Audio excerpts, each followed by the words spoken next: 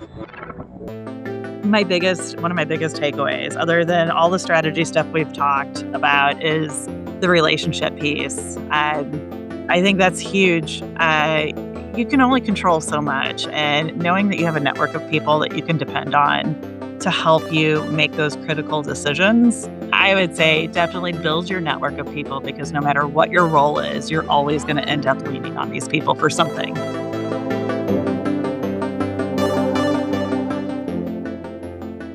Welcome to the Intangible Brand, where we explore the connection between employee experience and client experience and the hidden forces that make brands stick. I'm Gennaria, and I'm joined by my co-host, Carl Winstead. And today, we're also joined by Jill Davis, who is the Chief Strategy Officer at Cline. And I've known Jill for quite a while, and as you can see from our setup today, she is in studio with Carl, which is kind of fun. Normally she's in Charlotte, but today she's in their Raleigh office with Carl. I've known Jill for quite a while now, and I've watched her move from leading marketing to leading strategy. And I'm super excited to talk to her about her career, which has spanned everything from groceries to AEC, large firms, small firms. And she's deeply involved in SMPS and Crew and other organizations where she gets a chance to mentor the next generation of marketing leaders. And maybe if we're lucky, she'll tell us the story about the time that she rappelled down a 20-story building in downtown St. Louis. Jill is our very own Spider Woman. Thank you for being here. It's great to be here. I'm super excited about this interview as well too. I've had the chance to work with Jill 5 years, or is it 20 years? I can't tell which one it is. It depends on what it's like dog years, It's but like AEC. actually eight years. And Jill really has, she's really helped us a lot with the talk about experience, client experience, employee experience. And Jill actually taught me a lesson even just today about how we can create experiences for others. I I went to pick up my book bag this morning at the house. I'm like, God, this bag does feel kind of heavy. But I always get accused of how heavy that bag is. I'm like, okay, fine. So I'm driving in, and Jill calls, "Hey, you haven't seen my laptop. I think I left it at the hotel. I'm going back to look for it." I'm like, "No, I have no idea. You were at my desk, then you were in another room. Like, I had no idea, but good luck finding it." And then cut to Jill, who is running around the office trying to figure out where I left it last. Did I put it in my bag last night after I left or before I left? Could not remember. Got our lead designer here in Raleigh, Deanne Ryder, to drive me over to the hotel. Get into the hotel, still can't find anything, including my wallet at this point. Oh, wow. So now I'm really panicked. And then we call Carl. Again, second time. And Carl says, I was wondering why my bag felt heavy. Sure enough, when I got to the office, I had 2 laptops in my bag from last night. So a great example of how sometimes we can create an unintentional experience for others. But I'm really excited. Jill, why don't you give us a little bit about your background, your context, and kind of what it is that you are doing for us here at Clyde? Yeah. So right now, and I say right now because I started in a different role when I came on board. Um, but right now I'm the chief strategy officer. So my job is to really get with the entire firm, get with the leadership, understand what's going on, how we want to grow, how we expand, and developing that strategic Mhm. plan.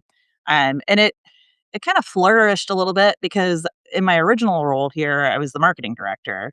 So there was a lot of strategy behind Mhm. what we were doing. How are we positioning for work? What's our future? Who do we want to be when we grow up? And when I came on board, we were in a really interesting spot because we were in that leadership transition, and we came Yep. on at about the same The same time, time. yeah. Yeah. Yeah. So we were getting ready. Our founder was getting ready to retire, and we were getting ready for another round of leadership to come in, all internal, all the people that we knew, but we had to figure out how to deal Yeah. with that. So I would say that was probably my first foray into really like the strategic planning piece of this here at Klein. But yeah, started as the marketing director, and now I'm interim marketing director and chief strategy officer. We're still looking for that marketing director, so put that plug So out if there for us. anybody out there is looking, All oh my right. goodness. Love it. So, Jill, you sit as we've just said, at the intersection of strategy, of brand, of client experience, all within a growing architecture firm. So I'm wondering, in that context, how do you define experience? What does it really include? It's interesting because each of those facets look at experience a little bit different or use they come with a different lens, right? So if Mhm. you're thinking about it through the marketing lens and experience, you're thinking about how are our people interacting with our clients? How does our brand interact on the outside of these four Mhm. walls, if you will? Um, so that's one experience. And then what's the staff experience like? Right. That's super important because that upholds Right. the brand. So how does that feel internally and Mhm. what are we doing here? You've got a little bit from the BD side, where there's the same kind of thought, but I want to say with like the marketing side of experience, you're bringing a certain data set. We're always Hmm. us marketers are always trying to find the facts behind why it's happening, and marketing by itself is Mhm. just in and of itself is a great area. So I'm rambling now. Help me. Let's do that again. No, it's all good. Start over. No, I think it's good because I think at the end of the day, Jill, kind of what you're doing is you are in fact we're talking about and shaping both the internal culture and Right. the external. Right. It's both of those. It's how we sort of talk about, somebody saying, "Well, just put this picture," and like, well, but that picture is not. That's not what we're trying to do. We're trying to show something else, and I think it's back to that why, and you're having to sort of you have to sort of address that for us internally about no, here's why we're doing this, and you got to make sure that the same thing is happening outside. And right. And to the point about in the AEC industry, coming from grocery, it was a little bit different. Right? I was selling cans of corn in an ad. So so that go to market and that experience is way different. Um, but the nuts and bolts of an experience are the same, in my Mhm. opinion. So whether you're selling a can of corn on the shelf or you're positioning experts within a business to help a client, you still have that. How does the person feel when they interact with you? Mhm. Mhm. And that's the part that's tough when you're a marketer or if you're a BD person or if you're the leader of the company or if you're an architect. That's the tough spot because typically there's not a silver bullet that says, "This is how that person feels," without talking to Right. that Right. person and Right. understanding why they feel that way. And there's more than one human involved on top of Right. all of that, right? So we have a whole project team here that the project manager could be an awesome project manager and they get along well with the client, but maybe I don't know, the PA on the job or an interiors person or Mhm. whatever, there could be another person on the team that they're just not wired the same way. So Yeah. maybe they don't Yeah. have the same relationship and that impacts the experience. So it's kind of interesting doing it on in the AEC side because you Yeah. have a lot of moving parts when it comes to the experience. Well, And and I think I would say too, the one thing I think that Jill has helped us with a lot is really it's really from the education side, hmm, because I don't think as architects, and designers that we're necessarily, always thinking we're thinking about the design and how it's going to be and what it's going to be like, and we may not be thinking about the experience from the business relation side, right? I think we're really good about thinking about the experience of our design, but what's the workflow process like, both with the client and with internal? And Yeah. I think that's something that Jill's really been helping us education wise, understanding that's a whole nother realm of stuff, and it's important stuff. right. I mean, experience can be kind of abstract, right? It's what is it exactly? So, how do you make it something that's more tangible for the team that's inside Cline and make it something that people can actually act on a day to day basis? Yeah. Well, you hire Toki and you have them come in and help you with that. And they don't pay me to say that. Now, I will say, Jerry, that was a huge thing for us. I think I don't know if you recall this, but when we first started talking about Klein and looking at a rebrand, because at some point, like when I first came on board, and this was over 7 years ago, I immediately knew that our brand was disconnected with who we were. Like Mhm. we had outrun our brand. Mhm. And so trying to capture that was really, really hard because here you are working with this messaging platform and this logo. And honestly, it was more the visual than it was the messaging, where it was like, this doesn't scream like who we are anymore. Mhm. So we had involved, but the brand didn't. And I remember saying to you, like, I don't know how you capture the feeling when you walk in this door, but can you help us do that through our brand? Mm. Because I can't express, like, I know what I feel when I walk in the store, and I felt it when I was interviewing. Like, it's something's comfortable, something's cool about this place, something's interesting. Like, they get it. It's Mhm. not, there aren't egos.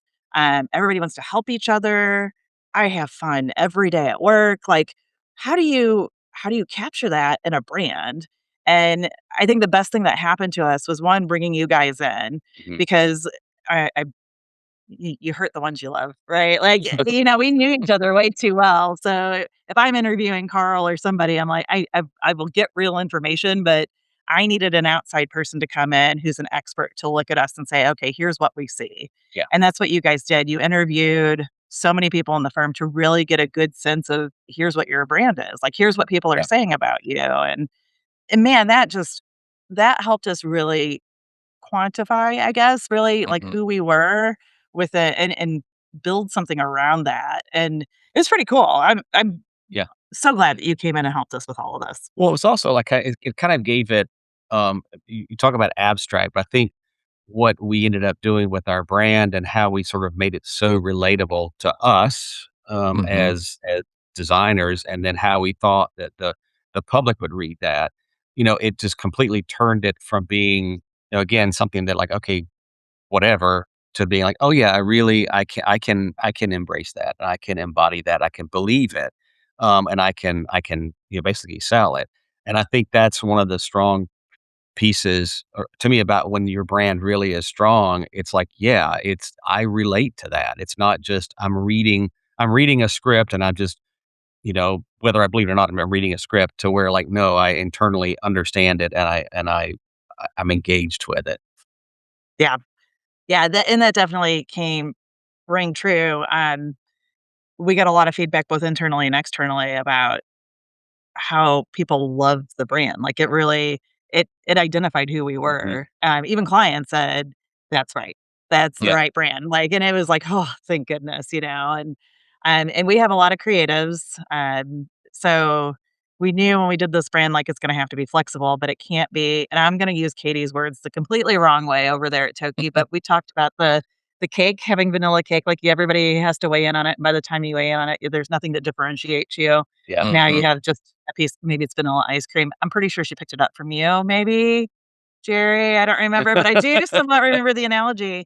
And so that was one of the things that we also kinda had to not push on people, but explain to Yeah. people. Like, Yeah. I understand that you all have opinions. I understand that you all like this color or that color or this look or that look. But I think the way that the brand was built was it was flexible enough. We had enough of a color palette. We had a great Yeah. messaging system. All of it was built so that our team could also own it and still be with a Mhm. brand. Yeah. And and it was awesome, and it helped so much, and it also helped to gamify. I will talk about this till the day I die, Mhm. I swear. The best thing we did when we rolled out the brand and wanted people to embrace it and really get behind it, after we did the preview of the brand before it went live, we gamified it. So the day Mm. it launched, we said, okay, like the marketing team got together, me and the marketing team got together and we're like, okay, we don't want this to just be a one day thing. Like, Yeah. this is a Right. big deal. And we Yeah. want to make sure that people embrace it and understand it. And one thing about Cline is we have very competitive people and extremely competitive people. So we We thought, like dogs and we like competition. right, And exactly. if you can put those 2 together, you really have something. If only you So could see her what, being dog like, racing? exactly. Right. But maybe not that far. Okay. All right. But we did, we gamified it and we said, and it's funny, we had a conversation that said, was like, okay, we're gonna, whatever the reward is, it can't be like you guys all get a day off work or something like that. Mhm. Let's do it. We're gonna give money to a charity. So we decided $1,000. Whoever the team is that won would be able to donate $1,000. Klein would donate $1,000 Mhm. on their behalf. And it was in each office. And there were 5 teams, one for each brand color. And we thought for sure that that would limit the competitiveness a little bit. Like, okay, you don't have a personal stake in this other than, I Mm-hmm. mean, it's personal to donate to a charity, but like Right. you're not getting the $1,000. Right. We were very wrong. We were so wrong. It was still competitive and it was awesome. But everybody got behind it. Like we had them doing selfies with different brand elements. You got points for your team if you turned in all your old branded stuff. Oh, And we interesting. learned how many logos we had out there that people were using, and it was Yeah. concerning. I'm looking at you, Josh, and planning. Like there was stuff out there. They're like, oh, this is Where like did two that come brands from? ago. Who knew that was out there? But it got rid of a lot of the brand stuff. So the old brand stuff when we had all the new. But I say all that not just to talk about the competition, but it really helped our staff buy into the brand and Mm-hmm. identify with the brand and understand it, which then translated to our clients. So when they're in a project meeting, when they're wearing their Cline pullover, like there's a sense of pride about that Yeah. Yeah. brand as well. And they really owned it. So I think that really helped. It was doing the research, understanding who we were as a firm at that transitional point when our founder was leaving, all the way to, gamifying Yeah. the whole branding process. And I think that's an important thing too, because we went from a brand that sort of kind of identified the founding partner. Yeah, I yeah, mean, that's Mm-hmm. really how I mean, and that honestly is really how even people inside the firm really felt. I mean, I that's a think good they point. was sort Yeah, of felt like, and so, um, to sort of just to talk about leadership change and then and the growth ahead and the path forward, to have people and nothing against the founding person, but to really now start moving past that as being how you identify the name of our Right. firm to something that now every that everybody owns, yeah, right, and has some stake in. I think that was a huge leap, and I think that to me is a real hallmark of the success of that rebrand, of when you move past identifying, you know, not even the name changing, but the brand changing and, basically a big shift in ownership. yeah, That yeah, I'm curious, knowing your team and knowing the competitiveness and the many opinions. One of the things that we see a lot is firms trying to get to some sort of consensus about what a new brand is going to be, what that messaging is going to be. What was your approach to getting the leadership team on board with, where the brand was going to go without essentially turning it into vanilla cake in order to get everyone to buy into it? I think bourbon? that usually works really well, actually. I will say, I'm gonna back it up a little bit. The catalyst for the rebrand, as with many marketers, I'm sure they would say, was the website. Everybody had Mm, opinions about the website. That's yeah. where it all started. Like, I don't like the way this looks. I don't like this the way it lays out. This has this, and um, what's great about working in a design firm is you have a lot of creative people that have a lot of opinions. Yep. What's terrible about working in a I firm is you have a lot of creative people with a lot of opinions. Yep. So I think what happened was we wanted the voices to be heard, and I know that's what happened, but we really needed the feedback. Mhm. So we took a group other than your team doing the research and really understanding how people across the firm and at that time it was just 2 offices, Right. how they all felt about the firm and the brand and the story and all of that stuff. All of that research helped a ton because now their voices were being heard. But then when we got together before we moved forward with anything and we got, what was it, principals, partners, like Yeah, senior, like, basically it's senior like leadership, uh-huh. but very representative of the firm. So I think all the voices were definitely heard. We get them into one room, and Katie with your team led it, and so did you, Jerry. Where we went through and we said, "What do we want to be when we grow up?" And Mhm. we pointed at things, and we looked at Mm, things, and we looked at other websites and all the things. And everybody had a voice to Right. say, "This is what I feel." And you guys walking us through that, I think, helped a ton with the different opinions. I will yeah. say once we got down to, like, 5 concepts, which I remember when we did this because we were supposed to have, like, 3, and you guys came back and you're like, but we think that maybe there's something with this one and this one. And you're like, okay. Um, but what helped was everybody had their opinions, but there was this core group of people. So it was Yep. marketing. Carl, you were part of that. Mhm. Michael, our CEO, was part of it. Our design director was part of it. We were the representatives of parts of the facets of the firm Yeah. so that we were guiding whatever was gonna be final to the finish line. We were upholding what everybody said in that meeting. And I mean, there was a point where, like, we liked the first concept, but we said, "Hey," but we said we want it to be bold and we want it to do all these So, things, yeah. and that doesn't while it's a great concept, I don't think we're living up to what the people wanted in that room, and that's how we landed on what we have today. Even though we did go Yeah. down a road with another one, and I kept saying, "But you guys all unanimously voted for this one." They're like, "But there's something about 5." Yeah. Well, it's like the eye doctor. 1 or 2?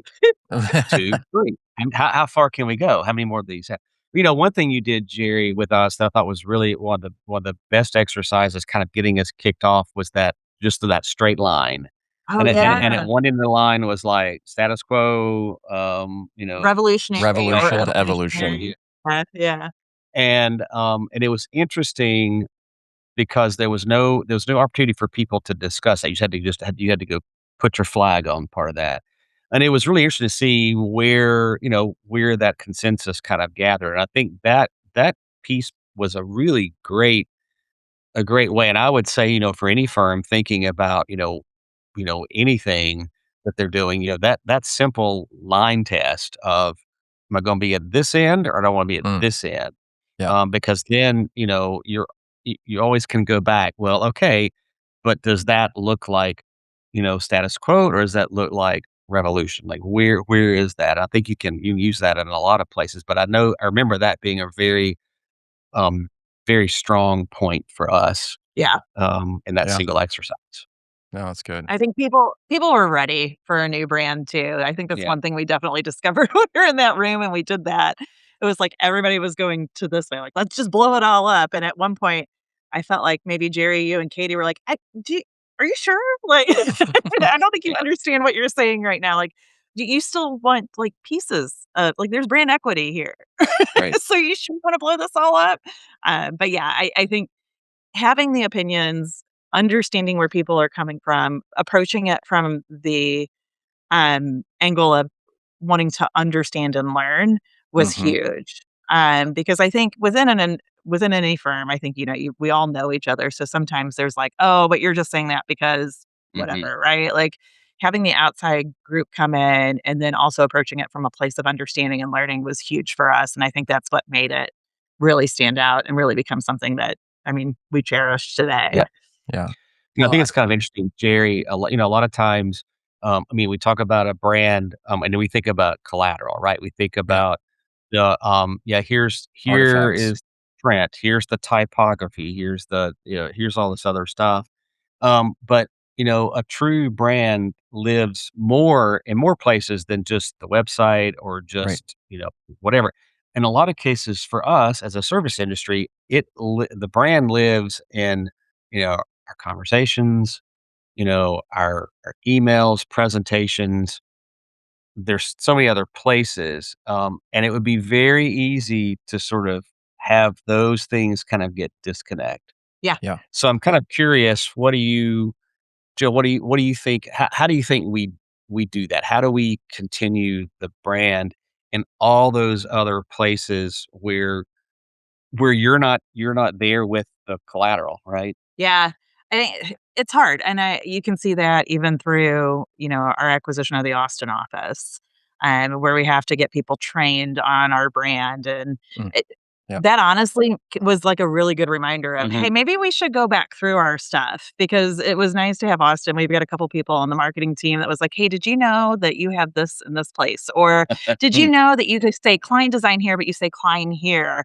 Or whatever it is, and it's like, Yeah. "Oh my goodness, I've totally like, to your point about Yeah, disconnected, I see it so often that I don't see it that way anymore." yeah, So some of the things that we're doing, we're lucky enough to have Kelly Strong as our brand manager. She has been a rock through all of this, and she is really good, right? Like right now, her and Ari, our marketing coordinator, are going through all of our materials Mm, and making sure that, like, we've had a lot of change Yep. what do these things look like now? Yeah. And we had some change before we brought on Austin too. So right now they're doing audits to make sure that that's sticking.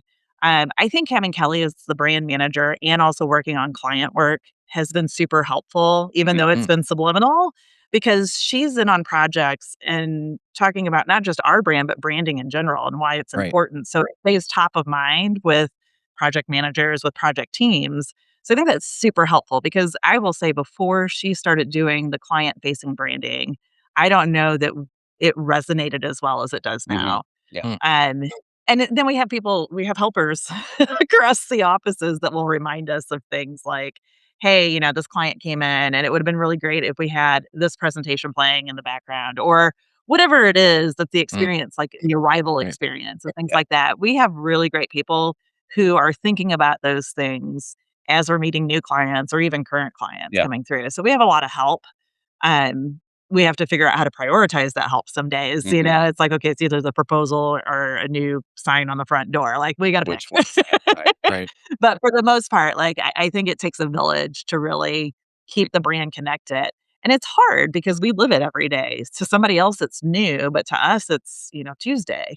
Yeah. So yeah, it takes a lot. We have those subtle reminders Mm. sometimes. And I will say mergers and acquisitions definitely bring out the reminders. Right. Yeah.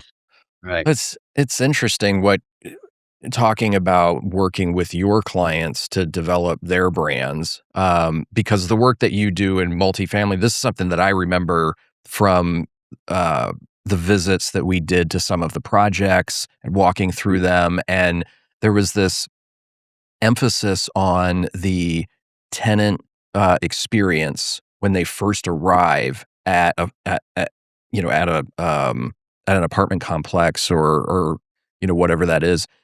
When they walk into the leasing office or into that first space, it sets the tone for everything else that's going to happen. And so I think as you're talking about, the lessons that you're learning, helping your clients develop those kinds of brand experiences, both architecturally and graphically, reflecting back on your own first experiences for clients coming in. And I think you hit on something else that's really important, the idea that we get bored with our own brand, um, because it's Tuesday, right? And you've been living with the same brand now for a few years, and it's really easy to get bored with it and to say, "Hey, we need to change things up. We need to do something different. I don't need to follow these standards, or I don't need to, make sure that this experience is this way." But for our clients, they only experience our brand a handful of times. So those small changes multiply over time and create this level of inconsistency. So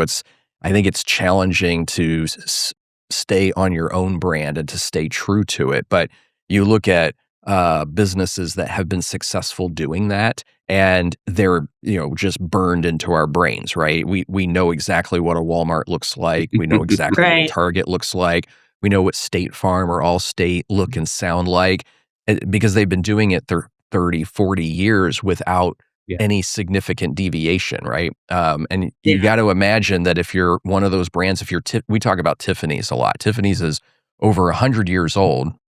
The color hasn't changed.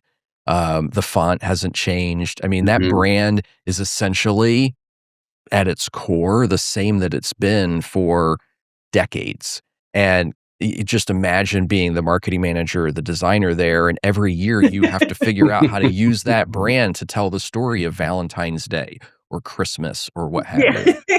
So, Right. Yeah. it's a real challenge for marketers, and for the rest of the team who sees this brand every day to just stay on message. Um, Yeah, that and, I think there's so many great things that you guys did for our firm when it came to the brand and that experience, and one of it was, "We're gonna give you 5 primary colors," and we were like, "Oh, 5," like, we had 2 from the right. get-go. Yeah. And then it was like, "Here's this logo, and here's how you can use these, and you don't have to be constrained." Like, our brand is super flexible, and we, from a design perspective, have really taken that. Like, we have the toolkit that is the same, but it's given people throughout the firm the ability to be flexible and to, Right. we're not going to mess with the logo color. We're not going to mess with these, but I got 5 colors I can use and I've got these things to use and I'm going to do this. Now, we do still have people go rogue. Like, I don't think that will ever change for any firm.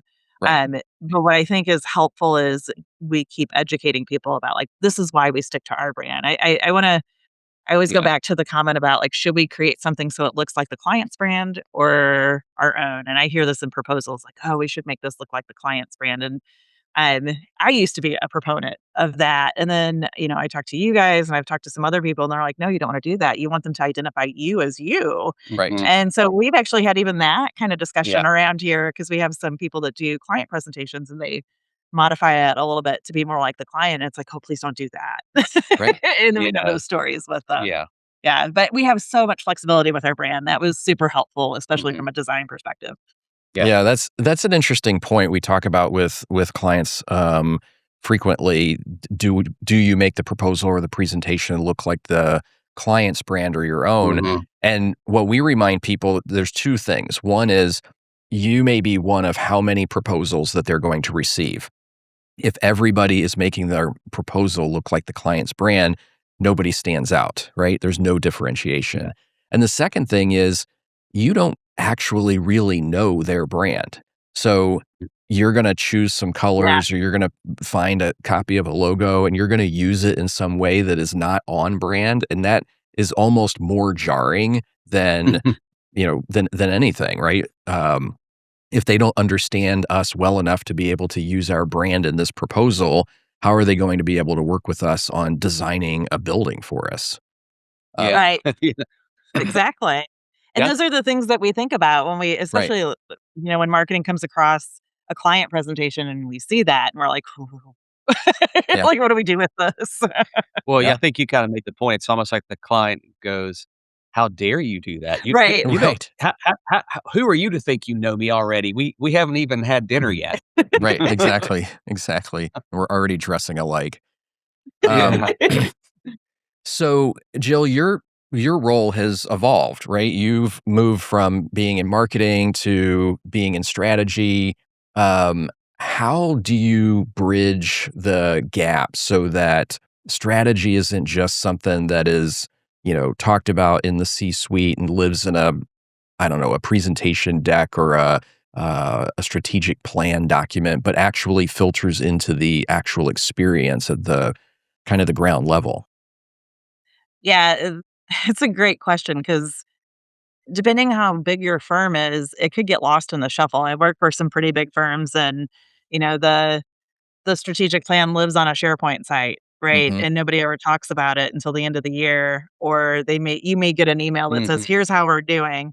Right. With us, one of the because I don't wanna say we didn't have a strategic plan, we had more goals when I first came on board. So, like, Hmm. it was each year we wanted to do these 10 things, and we would get together the following year. We may be scrambling the month before to get those 10 things done, but, we would get together and we had what we call an associates meeting. So anybody who's an associate in the firm or above comes to this meeting and we present like how did we move forward with our Right. goals? And that used to be contained to just the associates really. Mhm. Or if you happen to work with somebody who had one of the goals, then that's how you knew about Yeah, it. right. Hmm. Mhm. We've transitioned now, and it comes from a lot of it comes from communication. One of the things we hear from the firm is like we always could get better at communication. Sure. So we decided that yes, we will have a SharePoint site where all of this lives, but I check in once a month or once a quarter with everybody who owns those goals. I check in with the store directors. Now I'm bringing my old life back into here. The Selling the corn. office directors. Yeah, I know exactly. I check in with the office directors. We have, I think, a pretty good relationship within each office. We build these plans together so everybody leadership owns them. Um, and then we give updates in our all staff meetings too. Hmm. So like, "Hey, here's how we're progressing on these things." It does live on a SharePoint site that's accessible to the entire firm, but then we have like a full blown SharePoint site that has each goal on it, Mhm. all of the business plans on it. And anybody who's an associate and above can go in that at any time to see like what are the things that we're working on. So we Right. try to over communicate it a bit. I still think it's a work in progress. Um, but we have a lot of key people involved that help push the plan forward and communicate it out. And there's a lot of things that we're doing too that are exciting that impact a lot of people, like our mergers and acquisitions, our growth strategy. It doesn't just impact me, Carl, and a couple others. Like this takes the whole firm, Yeah. from operations all the way through design, through how do we do our timesheets? Like Yeah. Right. so it Right. impacts a lot of people. And we're not a 20,000 person firm. We're still 130 people now, 140, somewhere in there. So we're still small enough that we can all still stay in communication with each other and explain Right. what's going on. But you mentioned the growth, and you mentioned kind of where we are now. I mean, our strategic plan is to grow, and Yeah. not to grow 20,000 people, but No. it is to, we're just kind of completing really our first acquisition, and we do see more in the future. Um, what do you think are some of our biggest challenges as we move forward when we talk about like our brand and our, and because it's also a challenge, for us here when we did a rebrand, it was us, we were already family. Now we have new family members, Yeah. and they have to start learning. Oh, well, we used to associate with something that it wasn't even Cline related. We associated with this thing. How do what do you see as those challenges, and how do we, how do we navigate those? It all starts with who you have identified to bring into the firm, whether it's Mhm. an acquisition or growing or however we're Mm. doing it, right? I will say the Austin office is very much has the same culture, and that's the biggest key for us. Right. I mean, I think Right. we protect the culture at all costs. So it helps to have people who I don't want to say like-minded. I hate using that term, but people who get it. Mhm. Right? Mhm. We may differ in opinions and stuff like that, but they understand. We've got a great marketing team in Austin who understands brand, who understands how that experience will feel to their current clients, Mhm. to the people, the Yeah. work they're chasing. Shout out to Holly Odom and Anna. We call her Anna B because there were two Annas, but um, shout out to them. They've really protected that brand and have really been ambassadors for it. Mhm. And I think that's hard. I've been on the other side of being the firm that's been acquired, and, you have a way you do things, and now this other firm's just gonna come on in and change everything on me, and boy, Right. I've gotta deal with that, right? So we've been fortunate in that respect with Yeah. that particular situation, but I would say holistically, it all starts with who you're bringing into the firm and how you interact with those people, Yeah. and hopefully you've picked that firm because the culture is the same or something along those lines. Mm. And then, it all still goes down to reinforcing the brand with your current offices, your new Mhm. offices. I don't know if I'm answering your question because I could talk about this for hours Yeah. and hours and hours, but I really do believe that it all starts with uh, your family, if you Yeah. will. Yeah. Well, and it doesn't hurt to have a really good brand story that, again, that's believable, and 100%. that again, other people go, "Oh, yeah, I can see myself working for that goal," right? Yeah. Mm. Well, it's funny. So when we went to the Austin office the first time, and I think this was our introductory meeting, it was me, you, and Michael. Mhm. And we go in there, and it was our first time really meeting the staff. Um, I we had a great conversation with them, everything. I off to the side had a conversation with Mark and was just talking to him about things. And he's like, "Yeah, some of our staff went to the website, saw your website, saw the brand, and went, yeah, we could get behind that." So Yeah. so it influences even down to the culture of somebody you're acquiring. Like, that's the Yeah. first thing they thought to do is like, "We're gonna go see what they're all about." And they're like, Right. "Okay, cool. I Yeah. I think we'll be okay." Yeah. Yeah. That issue of culture is absolutely huge. I mean, we see because we're doing a lot of branding work for companies that are going through M&A, and so we see a lot of different experiences. And when the decision about who to acquire, who to merge with, is based on culture, I think it's so much easier, so much more, you know, better, more powerful. And then we see the ones where, well, it's a strategic acquisition. We need to be in this city. We need to add this discipline. We need to grow by this amount. So we're going to make this strategic acquisition. It's available or what have you. And there's, most companies will give some kind of lip service to culture, but they may not Mhm. actually really understand or I don't know, care what the culture is, or they maybe they don't even understand their own culture well enough to know whether or not the firm that they're acquiring shares that same culture. And then you come in to do a rebrand, or to, make changes, and you can't get alignment. You can't get any kind of, not even consensus. You just can't get them on the same page because they're just two completely different cultures. So I think that is vitally the most important thing as you're thinking about an acquisition. Um, so I'm wondering, you are in a growth mode, and it's controlled growth. I don't see you guys like doubling in size, overnight, but You as you don't? grow, as the We wouldn't have this podcast right now because Carl and I would be losing our minds. So no, right, yeah. exactly, exactly. But it things change, right? As the firm scales, things change. The experience that you're creating has a chance to shift. Things can break down. You talked about communication as being critical to that, but are there other things that you've seen as you've added people, as you've added another office, that you might call out for others that are going to go through the same thing as the things that they need to pay attention to? Yeah, I think one of the things that we've done that has been well received or has been very effective in my opinion is like you go to Austin Mhm. a handful of times. Like we have a we're sharing projects between the offices to get them used to like how we do design and understand Mhm. how they do design to make sure that we're all on the same page and we get that right.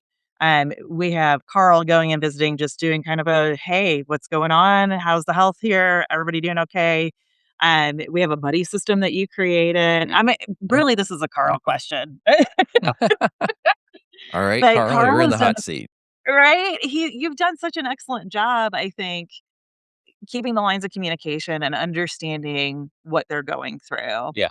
And I'm sure there's things that we're misstepping on, right? There probably is, but again, it's that underlying current of culture that as long as we understand each other and we're communicating with each other, when something may go wrong, we know where it's coming from and how to fix it. Yeah. Mhm. Versus, you don't, like you said, Jerry, you don't want it to be like an us versus them, like you get Right. two different cultures and it gets Yeah. weird. We don't have that at least as of May Fair. 7th. Yeah. But I think that's a testament to the integration. I mean, we Yeah. definitely have had some moments where it's like, "Oh, yeah, that's right. We've gotta do this. This is like our first big acquisition." But, I mean, you definitely keep in chat like, in touch with anybody who's working on project. Yeah. Like, you've made a lot of friends, Carl. Well, I think at the end of the day, people, people want we all want to feel like we matter, that we're important, that we're engaged. And the best way to do that is just human to human, interaction. Right. And we can't know you don't know what you don't know. So if you're not willing to put some time and effort into getting to know people, whether it's in your own office or the one you're acquiring, if you can't invest that time and it be genuine, right? Right. It also has gotta be like, if I really wanna make this work, I need to know when your birthday is. I need to know I need to remember what next time I talk to you, "Hey, how was that vacation trip that you took? How was your honeymoon?" You have to do that, and that's that's what really to me is sort of, builds those threads and, makes, 'cause you're bringing new threads into a tapestry, and if you want it to grow and be good, you gotta put some time into it, and it's gotta because it's gotta be real. Yeah, and I will say, like, some of the other things that we've done too is we have, like, a study abroad program. I don't know what we Yeah. wanna call it, but we've Exchange had program. yeah, Mm. an exchange program. We've had, people from the Austin office, sit in Charlotte for a Mhm. week and work on projects together. I think we have somebody coming in next week actually that's gonna be there for the week, and that's super helpful. We had a group of design-minded people, Dan, Jim, Michael was there just earlier this week talking about design with the group and understanding, like, how we all work together and Right. so I think we've done a really good job of or at least I hope we're doing a good job of bringing them into the Cline family. But I will say, like, you just I think the open lines of communication and just making sure that you're connected and checking in. really help support no matter Yeah. what's going on. Like, we know we're going to stress the system with all of this, but how do we work together to make it happen? And it kind of makes us strong. It's like a giant and expensive team building event right now. Yeah. Yeah. Well, and it can't just be again, I go back to that genuine piece of it. It can't just be like, okay, we're just checking a bunch of boxes, because that will you'll somebody will read right through that. Yeah. Right. Which is why, again, you have to have the right people who really honestly care about that and want that and get energy from, being connected and connecting other people. So, Yeah. Right. Yeah. yeah. So let's look ahead a little bit. How do you see the role of strategy in AEC firms evolving over the next few years? Oh, that's a loaded question.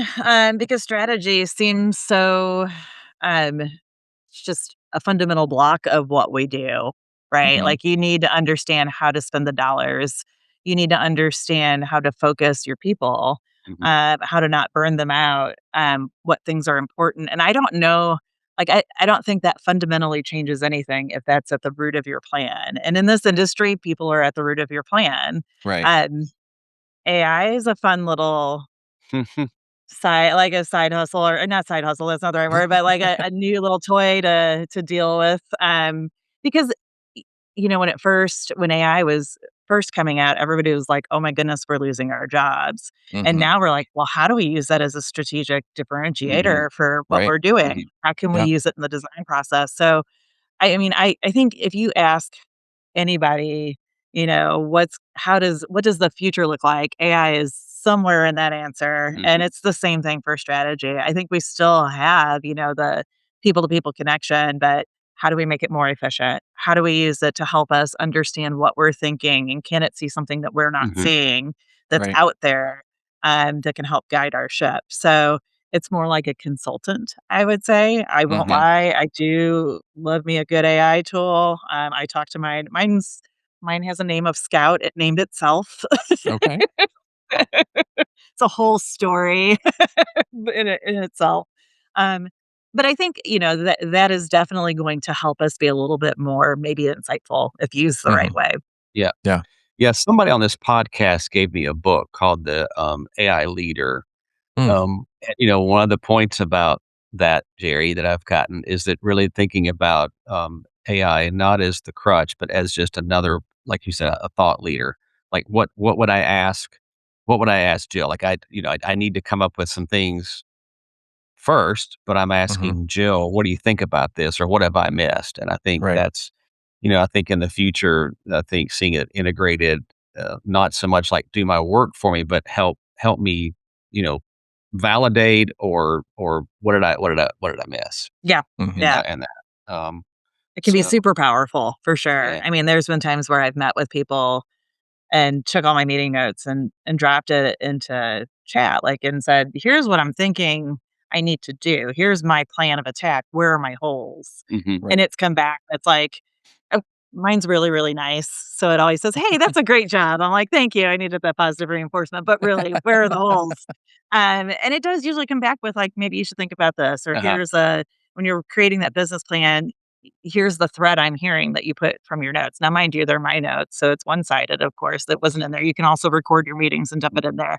But I think that's been helpful because something like that, like, I can ruminate on something for a really, really long time if I want to, but that really helps me just get focused on, Yeah. like, yeah, that's probably in line with what we were thinking, or no, it's not. And maybe we have to deal with something. Yeah. Right. We talk a lot, on this podcast even about just the role of leadership. Hmm. That there's so many times, well, just I mean, the role that leadership plays in any initiative. So when we think about, like, branding and strategy and the future of anything, what kind of advice, 'cause you've had to do it with us, but what kind of advice would do you give, like, leadership about, okay, when you're moving forward, like, this is something that you need to really think about. I mean, how strategy, branding, experience, like all of those things. What's kind of your, sort of the maybe the little nutshell of things that you would tell leadership?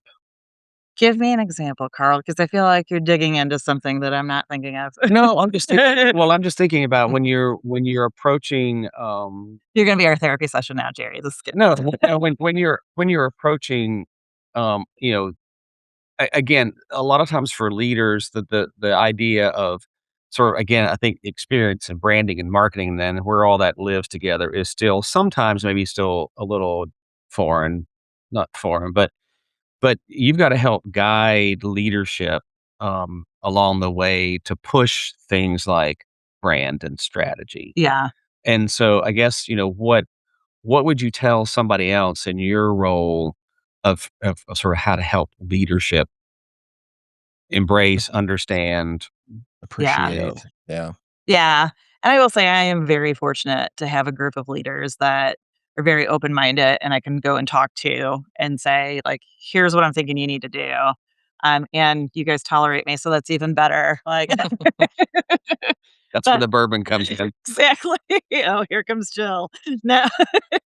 I will say, it's tough sometimes, and it depends on what kind of firm you're in too. Right. I've been in firms that have been doing this for 70 years, and so there's a certain mindset in a certain way, like, they understand things differently, and they understand their brands, and they've been doing this for a really long time.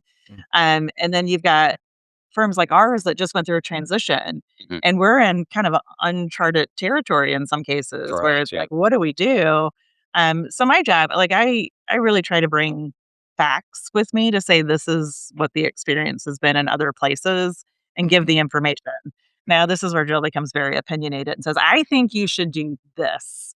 And but again, it's a recommendation. It's not Mhm. like my end all be all. The only thing I can do is provide the data and provide the experience and the research to get us to where we need to go, or use my own experience of, like, when I worked in X firm, this is what we did.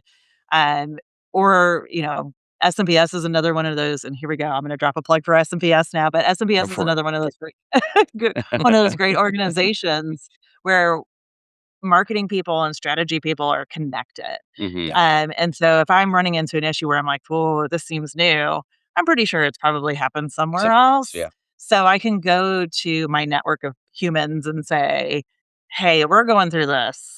Like, what have you guys done to try to solve this problem?" Jerry, you've been one of those people that I've leaned on and said, "Hey, I've got this interesting issue. What do I do? Like, what have you seen in your past?" Because you've seen the gamut of stuff in the AEC industry as well. So I think it helps to have that network to lean on, Mhm. Yeah. but then also have really great leaders that are open to, like, maybe we should do things this way. And I will say, here at Cline, that threw me off at the beginning. Like, I remember going through so much red tape in other firms that I've been in. And I came here and I'm like, I've got this idea. What if we did this? And I come prepared with all my data, and they're like, okay, yeah, go try it. Like, but it's going to cost this much. Okay, yeah, that's fine. Go try it and tell us what you come up with. Okay, but I don't think you understand what I'm saying. And it's like, oh, it's so, I mean, there's still, some skepticism, but I think overall we have the same idea of moving forward. Yeah. So that is so helpful to have that. Now, there has been times where people come to me and they're like, I don't know that I agree with you. Yeah. Right. I think that we should do things this way. And then we have to have that discussion. Sometimes it's a nice discussion. Sometimes it gets a There's little some heated, but bourbon. it's not often. Yeah. Like, sometimes it's like, I don't think we're not coming to a solution right now. But I think overall, like, it's definitely collaborative. It's definitely, we are listening to each other. We are hearing what each other says. And we're just passionate about what we do. At the end of the day, we all have that same goal. It's Yeah. just a Right. matter of how we're going to get there. Yeah. And my job is to make sure that I'm providing you with the best data to get you there. That's where I think as a leader, my advice is from a leader perspective that you cannot check out. Yeah. Right. Mm. Like, Yeah. you can't go, "Well, I'm senior leadership or whatever it is, and I don't need to do this anymore," or whatever it is. Like, no, no, no. We're all in it. You have to stay vested, and you're part of it. So, Yeah, yeah. and maybe even more so, right? Right. As you reach those leadership roles, you're setting the tone, and that open-mindedness that you experience is so critical, and it's not something to be taken for granted. There's a lot of Yeah. places where open-mindedness is not a part of the equation, and I like that you are advising, bring the facts, bring the data, because in some places, and particularly, in firms that are more analytical, we work with engineering firms as well, and There's a lot more of an analytical mindset. And yeah, facts and figures and data and experiences from other places are all very relevant in trying to convince and create that sense of momentum that you need to have with a brand.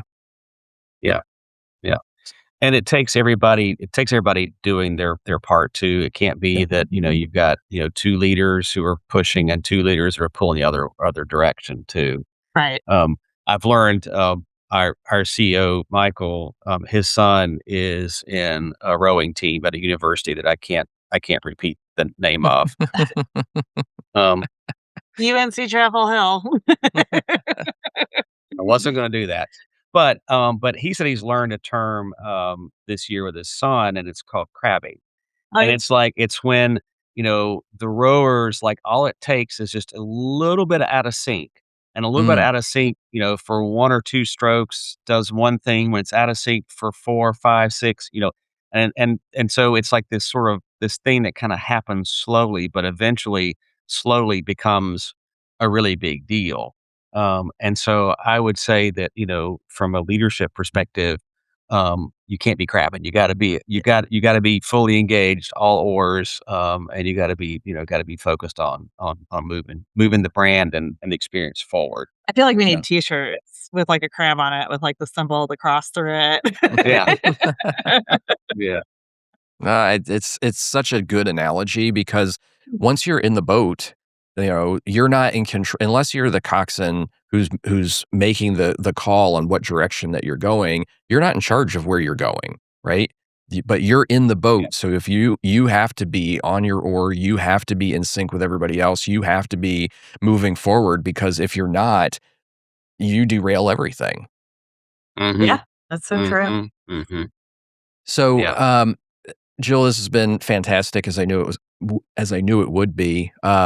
As we get to the kind of the end of the conversation, I'm wondering, is there one thing that you would hope that our listeners or viewers would take away from our conversation? There's so many things. Why are you limiting me? Don't be limited. That's what I would tell them. Don't be limited. No, I my biggest one of my biggest takeaways, other than all the strategy stuff we've talked about, is the relationship piece. Mhm. I think that's huge. You can only control so much, and knowing that you have a network of people that you can depend on to help you make those critical decisions. And where I'm going with this is, I look at who's in the room right now, and obviously you're not here, but virtual room, if you will. And I think about how our relationship has kind of flourished together. Right. Like, it started with a rebrand and now we're here. Yeah. So I think my biggest takeaway is, um, you've got big jobs out there. You've got a lot of probably pressure, either self-inflicted or not. But at the end of the day, you need people to lean on. Mhm. And hopefully those people are in your company. Like, for me, it's Carl, it's Michael, it's my marketing team, and a handful of others. Now I feel like I'm at the Academy Awards. I'm sure I missed somebody. If they hear this, I'm sorry. I thought of you, I promise. But yeah, I would say definitely build your network of people, because no matter what your role is, you're always gonna end up leaning on these people for something. So Right. Yeah. that would be my takeaway. Yeah, Yeah. you mentioned SMPS, and I'll put my own plug in for it. I think one of the things that's fascinating about the AEC industry is how willing firms are to share knowledge and share information and share their experiences. And I think maybe it's something that's almost uniquely built into AEC because of the way that we often are teaming with other firms. So one day Right. you may be competing, and the next day you may be working together. So it changes a bit of the dynamic of how you work with someone, how you create those relationships, as you said. I think that is the most critical thing. Yeah. Yeah. Cool. Well, Jill, you will not get off, as easy. I mean, on this podcast, you will do what everybody else has had to do on our I think I podcast. asked this question too. And yes, and that the question is, with what you're doing, is there a podcast, is there a book, is there anything that you've done lately, or you're reading or listening to, that you think that, it'd be good for our listeners to join in on?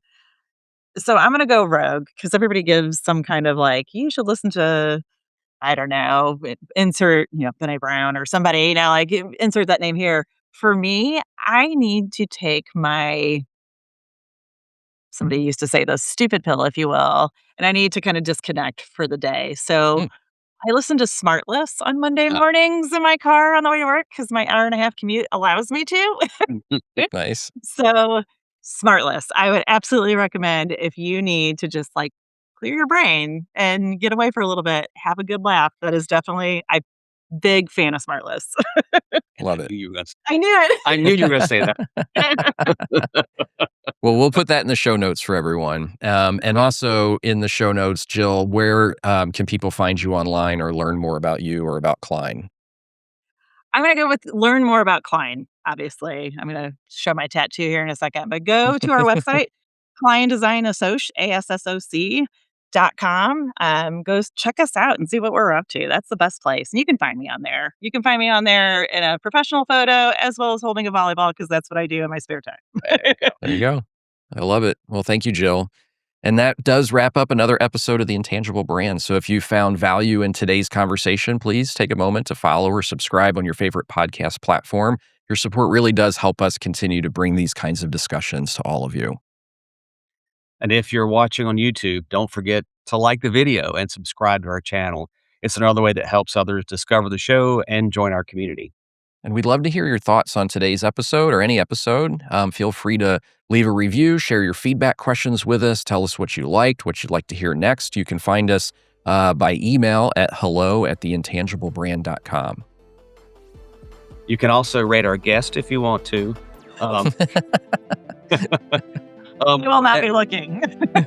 But you can also, if you don't want to do that, you can also connect with us on LinkedIn, or you can visit our website at theintangible.brand.com for more resources and information about the show.